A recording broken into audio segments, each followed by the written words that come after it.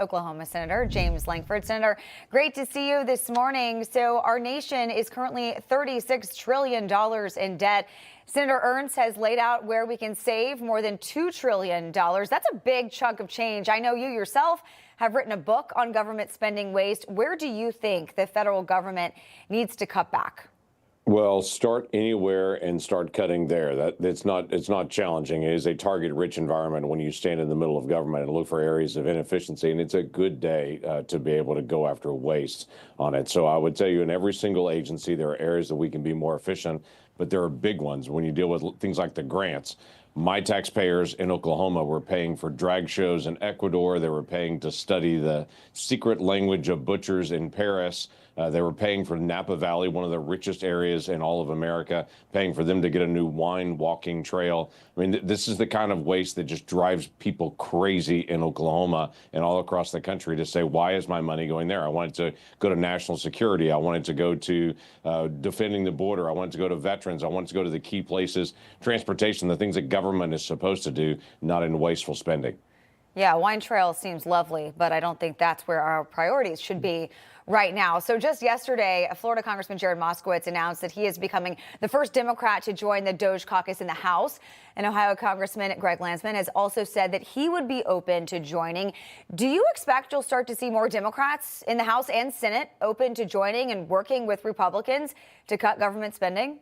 I would hope we would. Again, this is an area that shouldn't be a partisan area. Everybody wants the government to be more efficient. Yeah. We want to not have our dollars wasted. For 10 years, I put out year after year after year, here's a set of ideas to make government more efficient. Here's a set of ideas to make government more efficient. And each year we put out a different set and say there's lots of areas. And my encouragement all along has been every single office on Capitol Hill should do this, should look around, find areas of efficiency. I'm pleased to be able to see President Trump actually say, let's put a priority on this.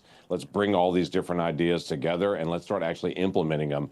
For years, we've been talking about it. Let's actually do it. That's the key thing that we need to do right now. Yeah, this definitely seems to be a priority for President Trump. I want to ask you about this new report out of the Wall Street Journal today, which says Donald Trump is considering swapping out Pete Hegseth with Governor Ron DeSantis as Secretary of Defense. Now, NBC News is reporting that at least 6 senators have concerns about confirming Hegseth. Are you one of those senators? I'm not one of those. I've not even met with Pete Hegseth yet. He's going person to person right now through the Senate to get a chance to be able to meet senators. I'm not on the Armed Services Committee. I'm on other committees, and I'll be meeting with other folks on that. But the first tier of all the folks he's going through Armed Services, I'm not in that group on it for that particular one. So I'm looking forward to getting a chance to be able to meet him, to be able to have some conversation. Obviously, there are questions that are out in the media that we all want to be able to talk about and be able to get going. But I've not made any kind of statement on Pete at all. So these Senate confirmations, as we know, just around the corner. Are there any other of Trump's nominees that you see facing an uphill battle? Well, there's all the ones that are out there in the media that people are talking about. Well, but what's interesting is the national media, the CNN, the MSNBC, all those CBS, all those folks all talk about people as if they've met them. All of us get the privilege of actually getting a chance to be able to meet them and to be able to walk through that. So there's all the noise that's out there. Then there's actually what's happening on the Hill as people are one by one getting a chance to be able to meet with folks, as I'm doing later on today with several different nominees. So let's let everybody walk through the process on this and actually do the constitutional responsibility. President Trump, like every other president, has the right to be able to hire his staff and to be able to pick the people around him. I have that right to be able to hire the people around him, but the Senate also has a role in key people in what's called advice and consent.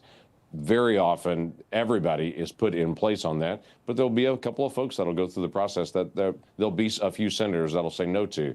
At this point, let it play out. Let's get past the media noise and let's actually do the constitutional process and let's actually support the president and who he's actually trying to be able to pick to put next to him to be able to actually turn the country around.